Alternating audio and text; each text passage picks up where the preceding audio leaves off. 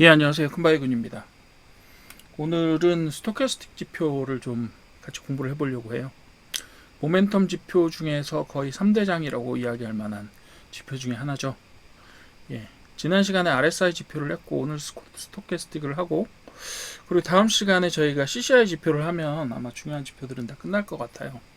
그리고 나서 세 개의 모멘텀 지표를 한번 한 테이블에 보면서 몇 개의 차트를 같이 보면서 한번 정리를 해보는 시간을 가지려고 합니다.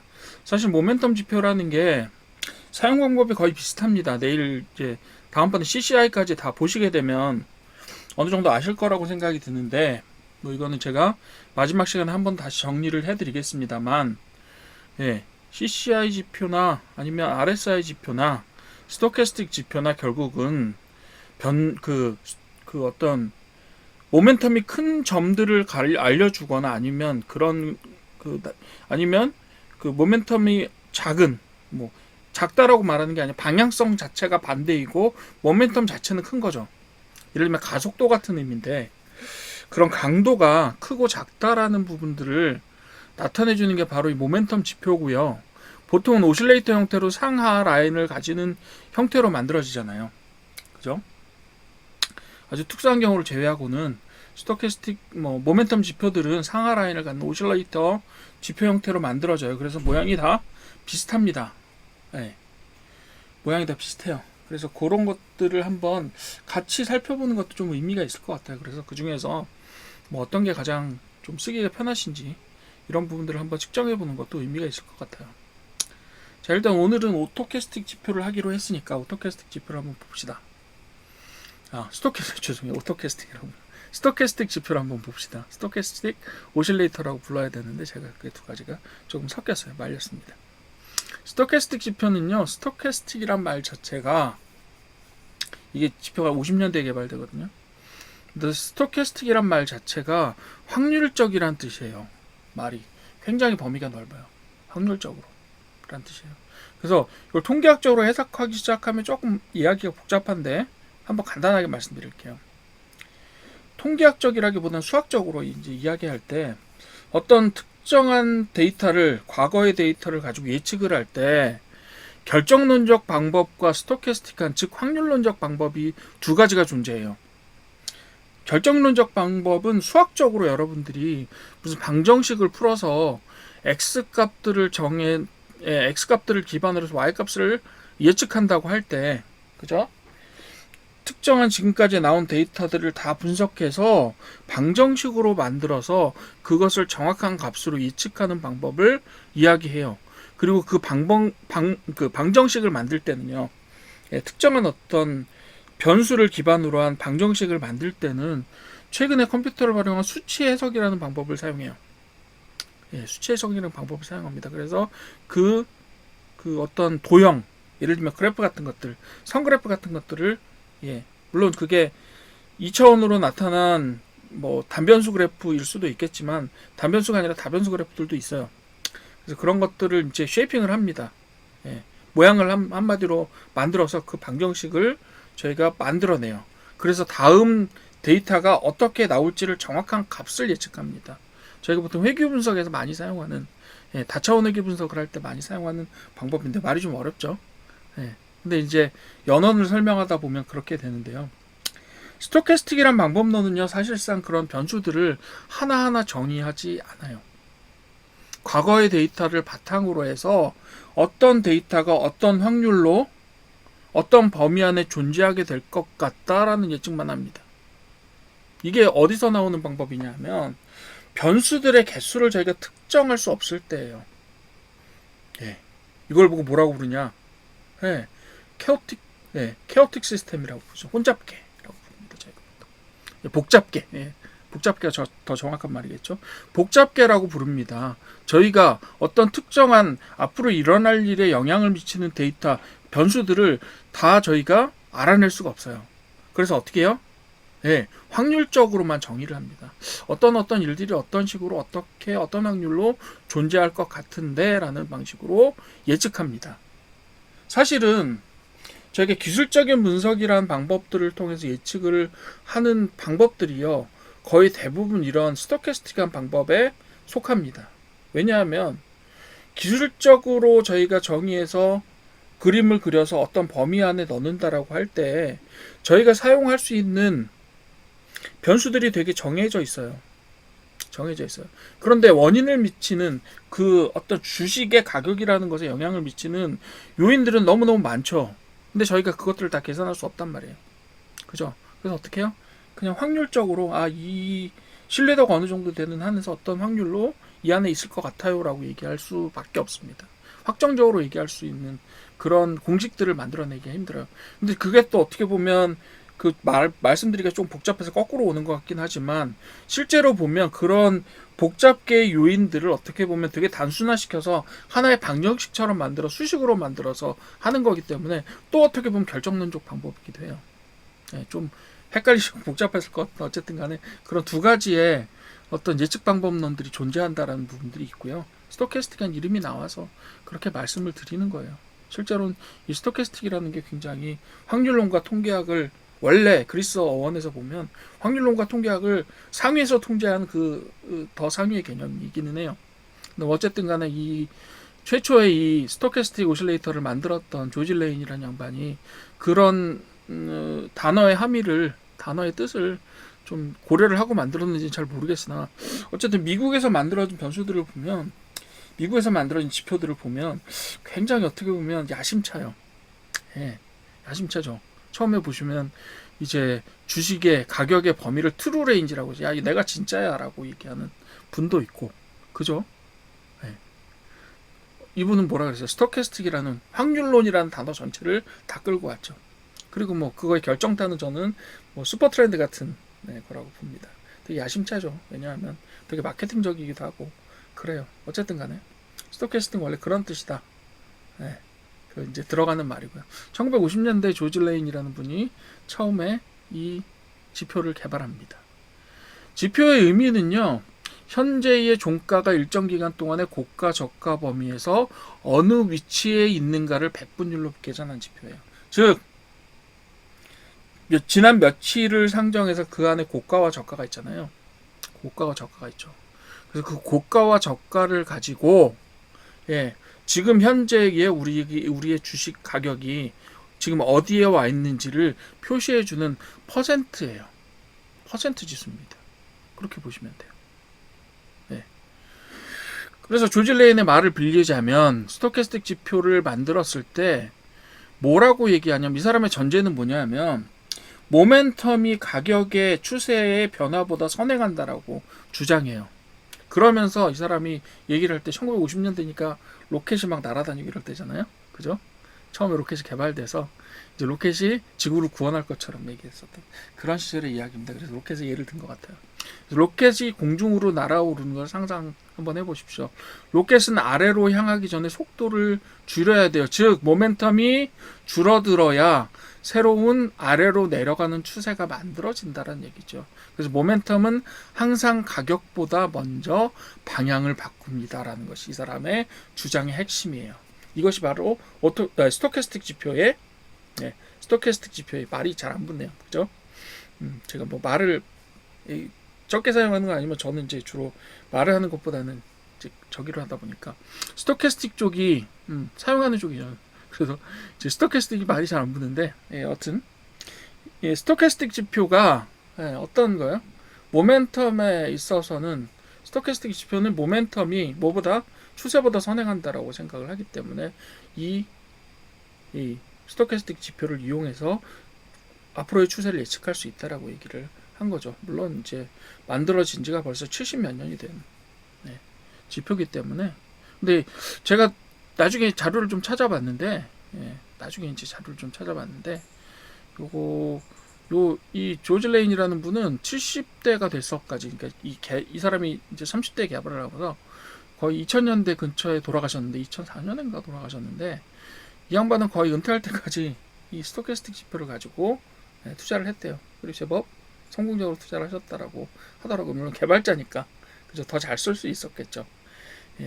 그렇다고 합니다. 어쨌든 간에 마지막까지 자기가 개발한 지표를 가지고 투자를 했다. 굉장히 좀 자기 확신이 되게 있는 분이고 저희도 그런 의미에서는 스토캐스틱 지표를 굉장히 중요한 지표의 하나로서 활용할 수 있고 그리고 되게 많은 분들이 그죠? 보조 지표를 사용하는 분이라고 하면 아마 스토캐스틱 지표는 모르시는 분은 없을 거라고 생각은 들어요. 예, 그러면 스토캐스틱 지표 구성을 한번 봅시다. 스토캐스틱 지표는요, 크게 보시면 패스트 스토캐스틱과 죄송해요, 슬로우 스토캐스틱이 그래서 패스트 스토캐스틱이 있고요, 슬로우 스토캐스틱이 있어요. 말이 좀 붙지가 이게 저긴데, 하여튼 패스트 스토캐스틱의 3일 평균선을 계산해서 부드럽게 만든 것이 바로 슬로우 스토캐스틱입니다. 3일선, 5일선 다 쓰기는 하는데 원래 오리지널하게 만들어졌던 것은 3일이 기본입니다. 3일이 기본이에요. 맨 처음에 패스트 스토캐스틱의 퍼센트 K 값을 만들어요. 그죠? 그 다음에 그것의 3일선을 3일 유동평균선을 뽑아서 퍼스트 D를 만듭니다. 즉 패스트 스토캐스틱도 퍼센트 K와 퍼센트 D로 구성되어 있고요. 그리고 슬로우 스토캐스틱은 패스트 스토캐스틱의 퍼센트 D를 퍼센트 K로 가지고 오고 다시 거기에 3일 유동평균선을 만들어서 퍼센트 D로 구성합니다. 좀 말이 좀 헷갈리죠? 말이 어렵죠? 그렇긴 한데 뭐 되게 어려울 건 없어요. 그리고 퍼센트 K하고 퍼센트 D는요, 무슨 뜻이냐면 퍼센트 K는 어떤 특정한 영단어의 머리 글자에서 따온 게 아니에요. 기준점이 된다라고 하는 뜻의 K라고 하는 단어를 그냥 쓴 거예요. 네. 뭐 자기가 좋아서 썼을 수도 있고요. 네. K라는 단어를 생각을 하면 저는 켈빈 온도가 먼저 생각나는데, 여러분들 혹시 저희가 기온을 나타낼 때 퍼센트라고 아니고 도씨라고 쓰잖아요. 도씨라고 쓰죠. 도씨는 셀시우스라는 사람이 만들어서 그걸 섭씨라고 우리 음차에서 쓰는 겁니다. 그리고 혹시 여러분들 조금 과학에 관심 있으신 분들은, 혹은 미국에서 사셨던 분들, 혹은 뭐 그런 것들 보셨던 분들은, 우리나라하고 다르게 미국에서는요, 영미권에서는 주로 도씨보다는 F를 더 많이 쓰죠. 파렌하이트라고 쓰는데, 파렌하이트 디그리라고 쓰는데, 그게 뭐냐 하면 파렌하이트라는 사람이 만든 거예요. 그래서 주로 이제 파운드하고 뭐 마일 이런 걸 쓰는, 그런 단위를 쓰는 쪽에서는 주로 F를 많이 쓰고요. 그리고 미터법 쓰는 데 거의 도씨 씁니다. 왜냐하면 미터법 자체가 1.5km, 1마일 이런 식으로 사람의 어떤 신체 부위나 이런 걸 중심으로 만들어진 게 아니라 지구의 본초 자원선의 길이를 잘라서 만든 거거든요, 원래. 그렇기 때문에 지구 단위를 잘라서 만든 거라서, 그래서 미터, 밀리미터, 킬로미터 이런 단어, 그런 단위들이 전부 다 원래 지구 둘레를 잘라서 만든 그 단위였어요. 물론 그게 나중에는 기준이 좀 바뀌긴 하지만요. 어쨌든 간에. 근데 그 중에서 좀 중요한, 좀 재밌는 도 중에 하나가, 그 온도를 나타내는 것 중에 하나가, 여러분 혹시 K라고 아세요? 절대 온도라고 하죠. 저희가 절대 온도라고 하는 K라는 게 있어요. 그래서 그 도K는 273도인가 마이너스 이런 식으로 거기서부터 이제 구성이 되는데, 그 K가 기본이란 뜻이에요. 시초라는 뜻으로 씁니다. 그래서 도K라고 쓰는데, 그 K가 아닐까라는 생각도 좀 합니다. 어쨌든 간에 K는 그 K예요. 기본적인 데이터라는 뜻의 K고요. derived나 아니면 이런 거기서부터 유도된, 혹은 거기서부터 만들어진 그런 뜻으로 아마 D를 썼다라고 생각을 합니다. 그 만드신 분도 정확하게 K가 어떤 뜻이고 D가 어떤 뜻이라고 얘기한 적은 없는 것 같아요. 어쨌든 여담이었고, 그거예요. 그래서 퍼센트 K라고 부를 때는 원본 데이터를 얘기합니다. 그리고 퍼센트 D는 뭐죠? 스무딩된, 즉 3일 이동 평균을 통해서 약간 좀 뭐라 그래야 되죠? 좀 부드럽게 만들어진 그런 거를 얘기해요. 근데 요거는 두 개는 엮여 있어요. 패스트 스토캐스틱의 퍼센트 D, 즉 약간 그 이동평균을 만들어서 부드럽게 만든 선이 슬로우 스토캐스틱에서는 퍼센트 K라고 하는 원본 데이터로 작동합니다. 그래서 실제로는요, 값이 3개밖에 없어요. 패스트 스토캐스틱의 퍼센트 K와 퍼센트 D. 근데 이게 슬로우 스토캐스틱에서는 퍼센트 K 값이에요. 그리고 나서 슬로우 스토캐스틱의 퍼센트 D 값까지 3개의 값이 존재합니다. 만드는 식을 한번 볼게요. 패스트 퍼센트 K, 패스트 스토캐스틱의 패스트 퍼센트 K는요, 현재 종가 빼기 N일의 최저가 나누기 N일의 최고가 빼기 N일의 최저가. 즉 어떻게 보냐 하면 요거는 자 보시게 되면 최고가에서 최저가를 뺀 거예요. 특정한 기간 동안에. 여기서 보통 14일이나 20일선을 씁니다. 14일이나 20일 동안 최고가 최저가가 있을 거 아니에요. 그죠? 그렇게 되면 그 최저가 최고가 중에서 지금의 가격이 과연 몇 퍼센트의 범위에 있는가예요. 예를 들면 제가 오늘 태블릿을 하나 준비를 했는데 옛날에 쓰던 거라서요. 어떨지 잘 될지 모르겠지만 아까 테스트 해볼 때는 잘 됐었어요. 예를 들면 요렇게 한번 그림을 그려보죠. 네. 자, 예를 들면 저희가 최저가가 10,000원이에요. 네. 그리고 최저가가 5,000원이에요.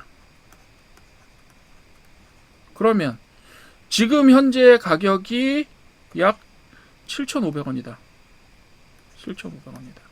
이렇게 되면 그림을 한번 그려보죠. 이게 마우스 쓰는 게 좀 더 낫겠네요. 자, 여기가 10,000원이에요. 여기가 5,000원이에요. 요 사이의 간격은 5,000원. 근데 현재 가격이 한 10,000원에서 5,000원 사이 한 7,000원쯤 있다고 봅시다. 7,000원. 그럼 어떻게 되죠? 예. 10,000원에서 5,000원을 뺀 다음에 그럼 5,000분이 되죠. 요 가격이 5,000이 되죠. 그 다음에 여기에 7,000에서 현재 가격에서 뭐예요? 최저 가격을 뺀 거 2,000이 되죠. 그러면 0.4 0.4가 되고 여기다 100을 곱해주면 그게 뭐예요? 패스트 퍼센트 K예요. 그죠? 매일매일 이게 나옵니다. 매일매일 나오죠. 그죠? 매일매일 가격이 달라지니까 그 대신 14일로 계속 슬라이딩 되면서 이동평균이 나오니까 이동평균이 쭉 나오니까 14일 형태 이동평균 형태로 나와요. 그 구간이요. 사각형 구간이 이렇게 움직이잖아요. 최대값 구간이 이렇게 움직이는데 이 최대값 구간의 박스도 요 날짜가 14일이고 여기가 최저가, 여기가 최고가예요. 그죠? 근데 최저가, 최고가가 움직이면 요 슬라이드 박스도 어떻게 되겠어요? 변합니다. 이렇게 변하죠. 이렇게 변합니다. 최저가, 최고가가 변하면 요 박스도 변하고 그 사이에 값도 변해요. 매일매일. 그런 식으로 된다고 보시면 돼요. 그리고요. 요걸 계산해서 되게 쉽게 계산할 수 있죠. 어떻게 보면. 그 다음에 패스트 퍼센트 D라고 해서 요거는 뭐냐 하면 패스트 퍼센트 K의 3일 이동평균을 구해요. 그냥 3일 동안요. 되게 짧아요. 3일 이동평균을 구하는 거야. 이렇게 3일 이동평균을 구해요. 요만큼 이동평균을 구합니다. 14일 중에서. 그죠? 요 이동한 값에 요 값에 이렇게 움직인 값에 이동평균을 구해요. 그럼 요 날 나오겠죠. 그죠? 지난 3일 거. 요 날 나오겠죠. 그죠? 그리고 나서 요 값은 다시 말씀드리면 패스트 퍼센트 D이기도 하지만 슬로우 퍼센트의 K이기도 해요. 원본 값으로 써요. 그리고 나서 요 값들이 요 4일차에 나오면요. 4일차에 나오면 다시 요 때부터 3일의 이동평균을 잡아서 그 다음 4일차에 뭘로 잡아요? 얘를 슬로우 퍼센트 D라는 걸로 만듭니다. 실제로 값은 3개예요. 패스트 퍼센트 K가 원본 값이고요. 패스트 퍼센트 D이자 슬로우 퍼센트 K가 그 하나의 값이고 맨 마지막으로 걔 3일 이동평균을 내서 슬로우 퍼센트 D가 되는 거죠. 되셨어요? 네. 결국 얘는 전체 기간이 14일이잖아요. 14일이잖아요. 얘는 또 여기에 이동평균에 또 3일 이동평균이라서 약간 한 15일, 16일 정도 되겠네요. 그 정도의 첫 번째 뭐가 나와요? 슬로우 퍼센트 T가 나옵니다. 그렇게 보시면 돼요. 그렇게 보시면 되겠습니다. 여기서부터는 지연이 3일 되고 또 3일 되니까 20일 정도 되겠네요. 그죠? 여기가 17일이고 그렇게 이해하시면 돼요. 이렇게 됩니다. 자, 이게 스토캐스틱 지표가 만들어지는 방법이에요. 저는 좀 이거 만들었을 때 이거 좀 쉽게 만들었어 이런 생각했어요. 왜? 원본 데이터 만든 다음에 그 다음에 뭐 했어요? 3일 이동평균 만들고 또 3일 이동평균 만들고 이런 식으로 2번 이동평균 내서 만들어둔 게 바로 스토캐스틱 지표예요. 어렵지 않아요. 처음에 만드실 때도 되게 어렵진 않았을 거예요. 그런데 되게 여러 가지 방법으로 계산을 해보는 거죠. 예를 들면 스토캐스틱은 뭐가 기준이에요? 최고가 최저가의 비율 이 기준이죠. RSI는 뭐였어요? RSI는 뭐였어요? 변동폭의 이동평균 안에서 그죠? 특정한 각과의 차이를 그죠? 했던 거잖아요. 저희 다시 한번 볼게요. RSI 같은 경우 어떻게 만들었어요? 상승폭과 하락폭을 만든 다음에 죄송해요. RSI 딴 거하고 좀 헷갈렸는데 예. ATR, STR하고 좀 헷갈렸는데 상승폭과 하락폭을 계산하신 다음에 상승분 다 더하고 하락분 다 더해서 그 상승분과 하락의 강도가 어떻게 되느냐 이거 가지고 따진 거잖아요. 근데 얘는 어때요? 지금 변화가 어떻게 이루어지고 있느냐를 따지는 거예요. 지난 14일에 평균을 딱 보고 뭐라 그랬어요? 위치가 어디에 있느냐 지금 그걸 따진 거예요. 방법은 위치가 어디에 있느냐를 따진 겁니다. 그렇게 보시면 돼요. 그러면 얘는 어떻게 해석하느냐? 얘는 최대값이 얼마예요? 100이고요. 최소값이 0이에요. 지난번에 만들었던 RSI 지표랑 똑같아요. 하지만 사용하는 기준선이 조금 달라요. 사용하는 기준선이 조금 다릅니다. 달라요. 어떻게 다른지 한번 봅시다. 자, 일단 그거 하기 전에 패스트하고 슬로우 한번 비교해 봅시다. 패스트는요, 민감도가 되게 빠르고 노이즈가 많아요. 대신에 거짓 신호가 많습니다. 그 대신에 반응 속도가 매우 빠르고 단기 매매에 활용할 수 있다. 근데 단기 매매에 활용하기는요 조금 너무 느려요. 스캘핑 사용하기에는 뭐 말도 안 되고요. 단기 매매에 유리합니다. 그리고 슬로우 스토캐스틱은 느리고 안정적이지만 그리고 신뢰도가 약간 높을 수 있겠지만 어때요? 느립니다. 확실히 추세 전환이 좀 늦게 와요. 그래서 한 2, 3일 정도 레그가 있다라고 보셔도 돼요. 2, 3일 정도 어떻게 해요? 뭐라 그러죠? 지체가 있어요. 지체 한마디로. 자, 그럼 스토캐스틱 지표는 어떻게 해석하느냐를 봅시다. 지난번에 RSI 지표에서는 30하고 70선하고 50선을 따졌잖아요. 그 세 개가 제일 중요한 선이었어요. 그런데 이번에는 중앙선이 없어요. 스토캐스틱은 중앙선이 없습니다. 물론 다음번에 나올 CCI 지표에 가면 중앙선이 매우 중요해요. 근데 스토캐스틱에서는 유독 50선이 크게 중요하지는 않습니다. 그래서 해석이 되게 좀 단순해요. 그래서 80을 넘느냐 안 넘느냐 두 가지를 보고요. 아니면 20보다 아래냐 아니냐 이 두 가지를 가지고 해석합니다. 그래서 %K와 %D가 두 개 다 넘었을 때만 과매수 상태라고 봅니다. 저희가 계속해서 과매도 이야기를 하고 있잖아요. 모멘텀 지표가 원래 만들어졌을 때 추세를 예측하려고 만든 건 아니에요. 부수적인 효과로 추세 예측의 효과가 나오긴 했지만 어쨌든 스토캐스틱 지표는 과매도라고 하는 것 혹은 그 매도의 강도를 나타내려고 해서 만들어진 거지 추세의 변화를 예측하려고 만들어진 건 아니에요. 그렇기 때문에 얘는 기본적으로 모든 대부분의 모멘텀 지표들은 뭐라고 보셔야 되냐면 과매도를 예측해서 매수점을 잡아 나가는 거기 때문에 추세가 있는 어떤 종목보다는 지금 현재 추세인 상승이건 하락이건 추세인 녀석보다는 뭐에 더 잘 맞아요? 박스권인 녀석이 잘 맞습니다. 원래 기본적으로는 그렇다면 추세가 있을 때 못 쓰느냐라고 하면 추세가 있을 때 쓰려고 추세를 예측하는 데 쓰려고 몇 가지 이용 방법을 고안했을 뿐이에요. 자, 봅시다. %K가 %D를 상향 돌파하는데 이걸 매수 신호라고 보는데요. 특히 %K가 %D를 상향 돌파하는데 어디에서? 과매도 상태에서 할 때 중심적으로 봐야 돼요. 그냥 %K가 %D 상향 돌파한다고 해서 그냥 매수 신호라고 보기에는 너무 위험하고요. 그리고 심지어 %K나 %D가 다 20 이하인 경우, 기준선 이하인 경우에 이 그 %K가 %D를 상향 돌파한다고 하더라도 그것을 하나만 보고 매수 신호라다라고 보기에는 그거로 해석하기에는 조금 위험한 부분이 있어요. 그렇기 때문에 다른 지표랑 같이 보는 거예요. 다른 지표. 근데 딱히 다른 지표랑 같이 보실 필요 없고 그냥 가격이나 아니면 이평선 같은 거랑 같이 보셔도 큰 문제는 없습니다. 그렇게 보시면 돼요. 그리고 %K가 %D를 하향 돌파할 때 특히 어디요? 과매수 상태에서 이런 경우에는 매도 신호로 해석을 하실 수 있어요. 하지만 제가 좀 이따 보여드릴 텐데 추세선이 작동하기 시작하면 추세가 강력하게 작동하기 시작하면요 매수 신호를 믿으시면 안 돼요. 믿으시면 안 돼요. 그거 제가 보여드릴게요. 지난번하고 아마 제가 RSI 지표하고 똑같은 비슷한 아마 저기를 보여드릴 거예요.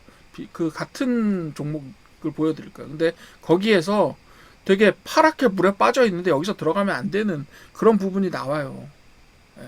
그게 계속해서 지속적인 하락 추세가 만들어지는 구간이에요. 그래서 그런 부분들에서 이걸 섣불리 해석하시면 안 된다. 추세선하고 같이 해석해야 된다라는 부분들을 분명히 강조를 드리고 싶어요. 그럼 활용은 어떻게 하느냐? 보통 세 가지 활용법을 이야기하는데요. 앞에 제기는 얘기했었잖아요, 제가. 그 절대값의 80과 20을 사용하는 방법이 하나 있고요. 그 다음에 상향 돌파냐 하향 돌파냐, 그래서 골든 크로스냐 데드 크로스냐라고 얘기하는데, 그런 크로스의 방법을 사용하시는 방법이 있어요. 하나는 절대값, 두 번째는 서로 꼬이는, 서로 어때요? 돌파가 이루어지는, 크로스가 이루어지는 상황이 두 번째예요. 나머지는 사실은 그것 이외의 활용법이에요. 즉 원래 두 가지 활용법이 기본적인 활용법이고요. 얘는 좀 부수적인 부작용 같은 거예요. 부작용. 요즘에는 뭐 그 의학에서는 부작용이 오히려 더 뭐 그 중요한 요소로 사용되기도 하죠. 예를 들면 요즘 엄청 유행인 위고비 같은 거나 아니면 삭센다 같은 것들도 실제로는 이형당뇨병 치료제로 개발하다가 뭐 이렇게 된 거니까. 그럼 부작용도 되게 중요하니까 잘 쓰면 부작용이 더 중요할 수도 있어요. 그죠? 그래서 해석의 문제이기도 합니다. 첫 번째는 다이버전스 확인하는 거예요. 가격은 고점을 높이지만 스토캐스틱은 고점을 낮죠. 이거 어디서 많이 본 것 같은데요. RSI에서도 봤잖아요. 다이버전스는 늘 그렇게 해석합니다. 추세선에 반하는 보조지표의 추세가 나왔을 때 그것을 뭐라고 해석해요? 약세의 신호 혹은 강세의 신호라고 해서 지금 강세라고 하더라도 앞으로 약세로 전환될 수 있다. 이렇게 해석하고 떨어지고 있는데 특정한 보조지표가 상승의 어떤 패턴을 가지고 있다. 보이고 있다라고 하면 이것은 강세로 전환될 수 있겠는데 라고 하는 신호로 해석하는 거예요. 다 비슷해요. 모멘텀 지표는 한마디로 말씀드리면 모멘텀 지표는요. 동일한 사용법이에요. 과매수 과매도를 이용하고요. 다이버전스가 생기면 어떻다? 추세 전환의 어떤 신호 중에 하나로 해석할 수 있다라고 얘기하고, 중심선이 있는 경우에 그 중심선을 상향 돌파하느냐 하향 돌파하느냐가 문제가 되고요. 그 다음에 하나, 예를 들면 선이 하나가 아니라 두 개를 사용하는 경우, 예를 들면 스토캐스틱 같은 경우, 그런 경우 중심선이 없지만 서로 어떤 방향으로 교차하느냐가 중요한 역할을 한다. 이렇게 활용 방법이 만들어지는 겁니다. 일단 세 가지는 거의 똑같아요. 게다가 리테스트 페일리어라 그래서 여러분들 하려다가 못하고 그 추세가 유지되는 경우 있잖아요. 예를 들면 70선 위에 있는데 70선을 뚫으려다가 하향 돌파하려다가 못 뚫으면 어떻게 돼요? 계속 올라가는 거예요. 계속 올라가는 그런 추세선이 만들어지는 경우가 있잖아요. 지난 시간에 RSI 하면서 말씀을 드렸어요. 마찬가지입니다. 스토캐스틱도 리테스트 페일리어라 그래서 이게 매도선으로 매도해야 되는 상황이긴 한데 매도를 못하고 결국 페일리어, 실패라는 거예요. 그렇게 되면 어떻게 해요? 매도선이 되어서 하방으로 그 매도가 작동하면서, 그죠? 왜 꼭대기로 올라갔으면 고점에 올라갔잖아요. 지금 예를 들면 고점에 올라가서 요게 100이고 요게 80이에요. 스토캐스틱이 이렇게 올라가요. D인지 K인지는 뭐 안 보셔도 돼요. 이렇게 올라갔어요. 자, 원래는 요렇게 되면 기본적으로 가격대도 어떻게 돼요? 가격대도 비슷하게 박스권 안에서 이렇게 움직였겠죠. 그죠? 이렇게 움직였겠죠. 그래서 요 점을 근처로 매도점으로 잡잖아요. 보통은 여기, 그죠? 확실하지 않으니까 통과하는 점을 잡잖아요. 그런데 문제가 이렇게 통과하려다가 다시 올라가요. 이런 경우들을 본다고요. 이런 경우 어떻게 돼요? 얘는 꺾이는 게 아니라 그냥 올라가 버려요. 뭐 조정이 있는 경우는 가끔 있어요. 조정이 있는 경우는 가끔 있지만 이렇게 되는 경우도 있다. 근데 이 경우는 뭐 저는 그죠? 팔면 되게 배 아픈 거잖아요. 그런 케이스인데 이게 반대 방향으로 움직이는 경우도 있다고요. 내려와서 20 이하로 내려와서 올라가려고 하다가 어때요? 요 20선을 못 뚫고 다시 떨어져서 20선을 놀게 되면 어떻게 되느냐 하면 내려가다가 살짝 조정하다가 예, 계속 하락 추세가 유지되는 이런 경우들이 있다고. 굉장히 고통스럽죠, 여러분. 그죠? 보고 있는 것만도 고통스러운 이런 것들이 나올 수가 있어요. 이런 걸 보고 리테스트 페일리어라고 부르는데, 요 리테스트 페일리어도요, 거의 대부분 우리가 사용하는, 예를 들면 세 가지 정도의 지표 있잖아요. 지금 저희가 살펴봤던 RSI나 스토캐스틱이나, 예, 다음 시간에 살펴볼 CCI나 다 이게 존재해요. 다 이게 존재합니다. 비슷해요. 또 그림을 똑같이 그려놓고 나면 비슷해서 제가 나중에 그 가격 차트 하나하고 세 개의 모멘텀 지표를 같이 보면서 한번 저희 감상을 해보면 좋을 것 같아요. 예, 그렇게 보시면 돼요. 다이버전스 확인하시고요. 그 다음에 힌지는 되게 간단해요. 아까 보셨던 것처럼 과매도 과매수 영역에 진입한 뒤에 급격하게, 힌지가 뭐예요, 여러분들? 경첩이란 얘기잖아요. 그래서 이렇게 있다가 갑자기 툭 꺾일 때, 요것이 뭐다? 선행신호다라고 예측하는 거예요. 선행신호. 당연히 그렇죠. 내려가다가, 예, 여기서 올라가다가, 예, 여기 툭 꺾였다는 얘기는, 아주 급하게 툭 꺾였다는 얘기는 뭐예요? 올라가다가, 예, 상승세가 이렇게 되는 경우, 이렇게 되는. 그럼 이건 뭐라고 본다고요? 하락의 전조다라고 보는 거예요. 이 스토캐스틱은요, 가속도에 가까워요. 가속도, 그죠? 혹은 속도에 가까워요. 예를 들면 어떻게 돼요? 자동차가 100km로 달려요. 시속 100km 달려요. 예, 여기서 자동차가 갑자기 급정거를 하면서 시속 20km로 속도를 줄여요. 예, 보통 속력이 맞는데 속력을 줄여요. 그럼 어떻게 되죠? 그렇다고 해서 자동차가 시속 20km로 속력을 줄인다고 해서 가던 거를 뒤로 가지는 않잖아요. 거꾸로 가지는 않잖아요. 예, 빨리 가다가 천천히 가는 것 뿐이에요. 마찬가지. 얘도 상승을 하기는 하는데 상승 속도가 느려질 뿐 상승을 안 하는 건 아니에요. 요걸 나타내주는 요 속력과 같은 개념이 바로 모멘텀이에요. 이게 바로 다이버전스. 이게 바로 스토캐스틱. 제가 문자가 있으니까 계속 읽게 되는. 죄송합니다. 여하튼 이게 스토캐스틱과 같은 모멘텀 지표들이 다 이런 역할을 하는 거예요. 네, 무슨 얘기인지 아시겠죠? 네, 이게 비록 이 그 모멘텀 지표는 꺾이지만요, 이 상승세가 꺾이는 건 아니에요. 상승세의, 예, 속도가 꺾이는 것 뿐이죠. 이렇게 보셔야 돼요. 그렇게 해석하시면 돼요. 자, 그럼 힌지도 말씀을 드렸어요. 그래서 가격보다 지표가 먼저 반응한다. 그건 아까 말씀드렸던 로켓을 관찰해서 뭐 했다라고 했던 그 이야기와 유사하다고 보시면 됩니다. 자, 스토캐스틱 지표의 장단점을 한번 보고 저희 차트로 바로 들어가도록 하겠습니다. 네. 스토캐스틱 지표의 장점은요, 단기 반전 신호 탐지에 강하다라고 했는데 또 그렇게 빠르지는 않아요. 네, 되게 빠르지는 않아요. 그래서 뭐 스캘핑에 사용하신다. 예, 뭐 그렇습니다. 그리고 계산이 간단하고 직관적이죠. 왜냐하면 고가 저가만 계산하실 줄 알면 되잖아요. 그래서 1950년대도 이걸 계산할 수 있었기 때문에, 컴퓨터라는 존재가 없었음에도 불구하고 계산할 수 있었기 때문에 이 스토캐스틱 지표가 그때 개발이 된 거예요. 예, 그 다음에 조금 더 복잡한 지표들은요, 컴퓨터가 일상화되었을 때야 비로소 계산이 됩니다. 그리고 RSI보다 가격의 위치를 더 명확하게 파악할 수 있다. RSI는 뭐였어요? 약간 그런 거 있죠. 상승의 누적과 하락의 누적을 합쳐서 이동평균을 내버리는 형태로, 그리고 그것을 상대적인 비율로 계산하기 때문에 조금, 근데 사실 스토캐스틱 지표라고 해서, 이게 뭐 더 명확하다라고 말하기는 하지만, 그렇다고 해서 뭐 되게 엄청나게 명확하고 이런 건 아니에요. 나중에 비교해 보시면 알 거예요. 되게 비슷하게 움직여요. 그리고 단점은 추세장에서 가짜 신호 많습니다. 특히 패스트, 스토캐스틱인 경우, 그렇죠? 그리고 다른 지표와 병행 사용을 권장한다. 이거 당연하죠. 이거 뭐 어느 지표나 마찬가지야. 그리고 세 번째로 지나치게 민감한 경우가 패스트 퍼센트 K, 즉 패스트 퍼센트 K와 퍼센트 D에서 많이 나타납니다. 그렇게 보시면 돼요. 자, 첫 번째 저희가 차트는요, 제가 일부러 패스트하고 슬로우를 비교했어요. 날짜는 14일로 했고요. 그리고 3일 단위의 이동평균을 사용하는 제일 표준적인 거예요. 근데 스토캐스틱들이 여러분들이 이 일자하고 이동평균을 조정하면요, 여러분들 종목마다 맞추실 수가 있어요. 종목마다. 물론 좀 귀찮죠.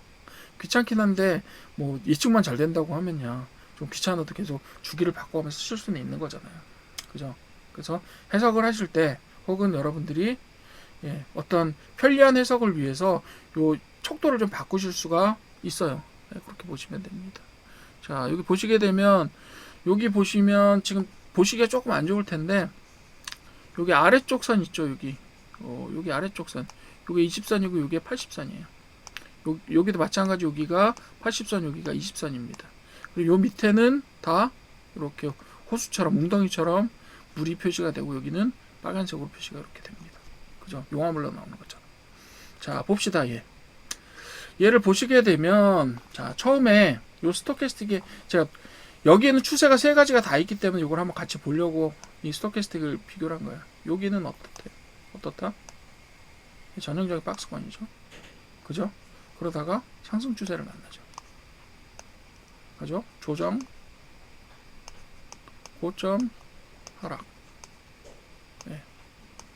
그죠? 아주 괜찮네요. 그죠? 자, 여기서 어떻게 되는지 한번 봅시다. 베스트하고 저기를 보시는데 여기 베스트에서 요 파란 선 있죠.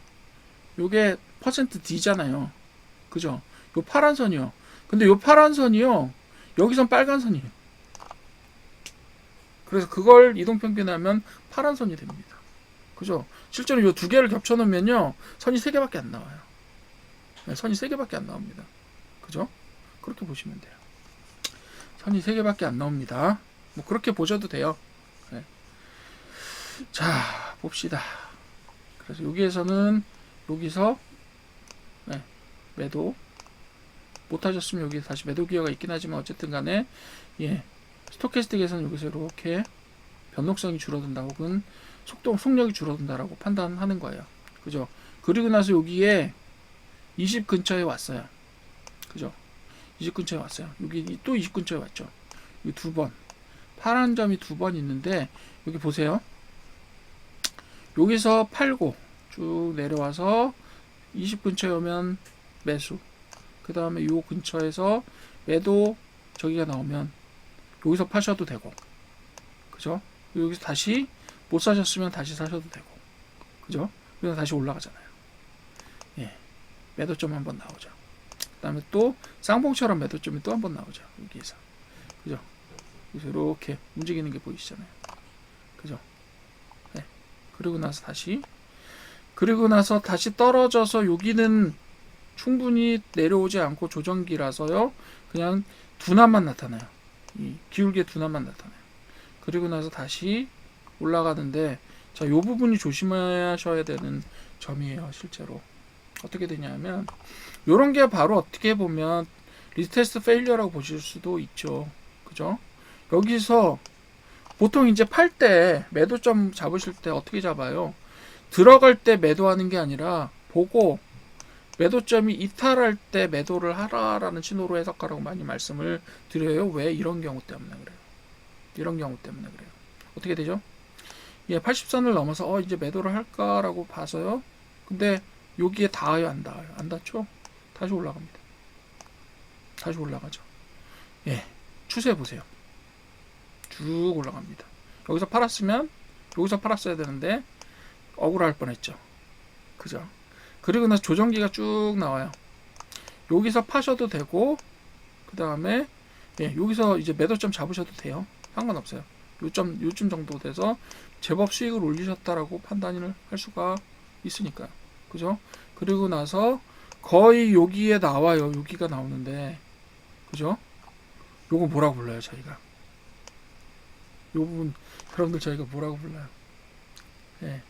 명확하진 않지만 요 부분들을 부를 때 저희가 눌림목이라고 부릅니다.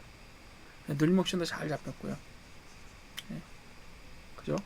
패스트도 그렇고 요거는 패스트도 그렇고 슬로우도 그렇고 눌림목 지점이 잘 잡혔죠. 근데 이게 여러분들 말씀드릴 때 항상 이제 다른 거랑 같이 보셔야 된다는 얘기를 하는데 이런 경우에는요. 여기서 이렇게 잡혀서 올라가는 점을 확인을 하시고 들어가셔야 돼요. 확인하시고 그래야 눌림목 잡고 여기에서 어느 정도 수익을 올리고 파실 수 있는 측면이 나온다라는 이야기죠. 실제로 여기죠. 그죠? 그리고 다시 둔화되었다가 다시 이제 하락 추세로 바뀝니다. 여기에 요렇게 됐다고 해서 매수 바로 들어가시면 바로 여기서 하락 추세 맞아서 예, 어떻게 될지 몰라요. 요거는 요거는 다음 편 기대입니다. 여기까지 하락을 쭉 탔지만 이게 변화가 될 수 있을지 모른다는 생각이 들어요. 왜? 요거 뒤집어 놓은 거랑 똑같잖아요. 여기서 보셨던 거. 자, 여기서 보시면 네, 어떻게 됐어요? 올라가려고 했다 한번 실패합니다. 뚫는 측면에서. 그죠? 그래서 다시 맞고 떨어지면서 여기서 두 번째 하락을 해요. 네. 그래서 이런 경우는 어떻게 해요?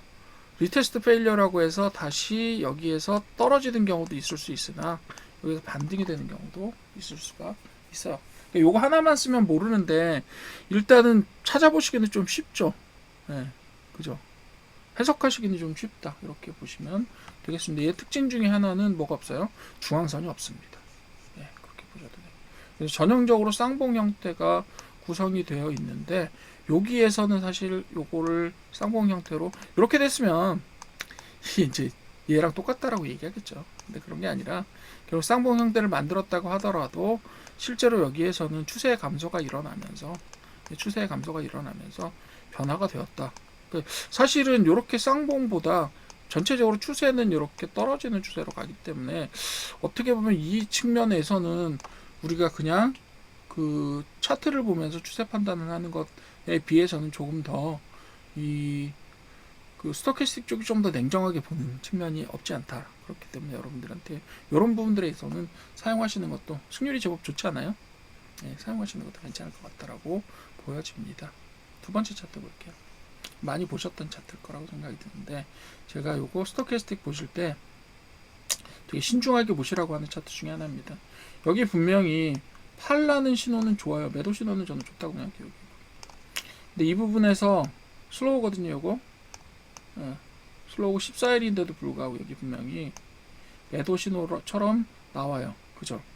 근데 어떻게 됐느냐 하면 그리고 심지어 여기서는 제법 한 60 이상까지 상승을 해요. 근데 이게 전체적으로 여기서 사서 이렇게 파는 것도 가능합니다만 충분히 팔 만큼의 신호는 나오지 않았어요. 그러고 나서 어떻게 돼요? 계속 떨어집니다. 계속 떨어져요. 계속 떨어집니다. 어디까지? 계속 떨어지고 이 파란물 그죠? 이건 너무 지속적으로 하다가 안 되고 그죠? 계속해서 약간 오르는 듯 하다가 더 떨어지고 오르는 듯 하다가 더 떨어지고라는 것이 반복됩니다. 그죠? 여기서 뚫지를 못했으니 살 수가 없는 상황이에요. 그리고 나서 여기 뚫었더니 아깝다라고 생각하셨어요? 혹시 이거 거짓 신호에 가깝습니다. 여기까지. 그죠? 그리고 나서 여기서 떨어지는 추세가 워낙 세다 보니까 어때요? 약간 올라갔는데 이게 80까지 치고 올라가요. 그죠? 추세의 전환이 나왔는데 이런 경우에 이걸 추세의 전환이라고 볼 수 있을까라고 생각하는데 여기서는 또 다시 어떻게 돼요? 박스권 만들어지잖아요. 그죠? 그래서 여기까지 버티고 가지고 오셨으면 더 기다려야 되는 거고 문제는 여기 뭐예요? 여기서 박스권 진입해서 한 두세 번 정도 박스 확인하신 다음에는 요게 가능하잖아요. 이제 그죠? 사고 팔고 사고 팔고 여기서 팔고 그죠? 이제 박스권에서 어느 정도 잘 사용하실 수 있을 것 같아요. 요게 한 10% 15% 정도 15%에서 20% 정도권을 움직여요. 그러니까 이런 것들은 여러분들이 박스권에서 잘 활용하시면 스토캐스틱 같은 경우 여기 이제 모범적인 활용 케이스가 있는 거죠. 그러니까 추세에서는 위험하고 그래서 추세는 다른 거랑 같이 확인하시고 박스권에서는 매우 유용할 수 있다. 단 박스권은 좀 확인을 하시라고요. 박스가 지금 제대로 이루어지고 있고 그래서 뭐가 스토캐스틱이 정상적으로 움직이는 단계까지가 시간이 필요한 거예요. 그렇게 되는 거죠. 이렇게 보시면 돼요. 재밌죠? 그리고 여기서 박스권 보셔도 되고 근데 박스권에서 움직이는 것보다 얘네들이 더 명확하게 움직여주잖아요. 여기서 80 치고 20까지 빠지고 명확하게 여기서는 봐주잖아요. 그죠? 그런 것들 한번 참고해 보시면 될 것 같다. 그죠? 요거는 지금 금뜨가는 차트긴 한데 어쨌든 간에 요것도 잘 봐주십시오. 여기서 20 이하로 떨어집니다. 그죠? 여기서 분명히 떨어졌죠. 그리고 좀 사서 움직일 수 있느냐? 예, 움직일 수 있어요. 요게 거의 20% 넘어요. 움직이는 범위가. 근데 이거 아직 80까지 가거나 이렇지는 않죠. 좀 떨어지는 중이어서 되게 높이 가지는 못했어요. 우리가 여기서도 또 여기 나오죠. 이렇게 나오시면 이게 길게 이어지면 계속해서 낙폭이 커지는 형태로 가는데 아까 좀 전에 보셨던 요 차트처럼요. 그렇긴 한데 요거를 어떻게 보면요, 잘 해석하시면 여기서 타서 여기 정도에 먹고라고 할 수도 있고 기다리실 수도 있어요. 진짜는 여기서 나오죠. 여기에서 낙폭을 키워가면서 쭉 낙폭이 나왔다가 여기서 탈출하는 듯 하다가, 그죠? 탈출하는 듯 하다가 어떻게 돼요? 탈출 못하고 다시 떨어져요. 이거 다시 떨어지려나라고 궁금해하던 참에 그래서 이게 사실 지표로 해석해서 이 하나만 가지고 매수 매도에 하신다는 게 사실 좀 위험하기는 하다라는 말씀인 거예요. 여기서 어떻게 될지 몰라요. 낙폭을 키워가면서 떨어뜨릴 수도 있잖아요. 그죠? 근데 여기서 지수와 함께 상승하죠. 여기 상승. 지표와 함께 상승. 다시 상승. 근데 얘가 좀 얌전해요. 오르는 거에 비해서는. 그죠? 얘가 날뛰는 거에 비해서 얌전합니다. 지표가 원래 좀 그래요. 왜? 가격은요, 무한대로 올라갈 수 있지만 지표는 어때요? 상승세 모멘텀만 표시해 주기 때문에, 아무리 크게 올라도 100이에요. 그리고 아무리 바닥으로 떨어져도 0입니다. 그래서 지수가 오르락 내리는 것들을 표시해 주기는 하지만 전체적으로 어느 정도의 수익률이 크게 나오는 것에 대한 보장은 해주지를 못해요. 그러니까 지수를 보신다고 하더라도 포인트는 잡을 수 있겠지만 어느 점에서 익절을 어떻게 해야 될지에 대해서는 얘가 얘기해 주질 않습니다. 그죠? 예를 들면 여기에서 사서 여기에서 팔으라는 신호 나와서 팔았어요. 여기 먹었네, 조금 기분 좋네 라고 생각하실 수 있죠. 그럼 결국은 어디요? 여기서 한 번 더 엄청 크게 튀어 올라가는 구간이 존재하죠. 그쵸? 물론 여기서 매수하고 여기서 매도했으면 엄청나죠. 이런 신호들은 얘가 잘 주고 있어요. 이런 것들을 경험적으로 여러분들이 좀 연습을 해보신 다음에 쓰셔야 된다라는 이야기를 하려고 하는 거죠. 다음번에 배우실 CCI는 조금 더 그 경험치의 적용이 조금 더 필요한 어떤 지표라고 볼 수 있습니다. 그래서 이 정도로 스토캐스틱은 보시고, 그래서 해석은 다 똑같아요. 상한선 하한선이 있고 그 다음에 중간값이 있고 그 안에서 어떻게 움직이는 것을 어떻게 판단해서 저기를 할 거냐라고 보시면 되겠고요. 요거는 뭐 제가 그 5가지 포인트를 다 짚지는 못했어요. 80, 20만 짚었고, 사실상 여기에서는 뭐 이 교차 같은 것들이 이루어지는 경우들이 있는데, 이런 것들은 박스권에서는 교차가 분명히 일어나요. 그죠? 박스권에서는 교차가 분명히 일어나는데 이런 추세권에서는 일어나서 사용하기가 좀 힘들다라는 부분도 한번 생각을 해주시면 될 것 같습니다. 스토캐스틱 차트는 이 정도만 설명드리면 되겠어요. 맞기도 하고 안 맞기도 합니다. 그래서 신뢰성의 확보 측면에서 조금 더 신중하고 다른 지표와 결합해서 사용하는 것들을 권장드린다, 이렇게 보게 됩니다. 자, 오늘도 수고하셨고요. 오늘도 40분 넘게 강의를 좀 짧게 하려고 해도 잘 안됩니다. 여하튼 수고 많이 하셨고, 도움이 됐으면 구독하고 좋아요 부탁드리겠습니다.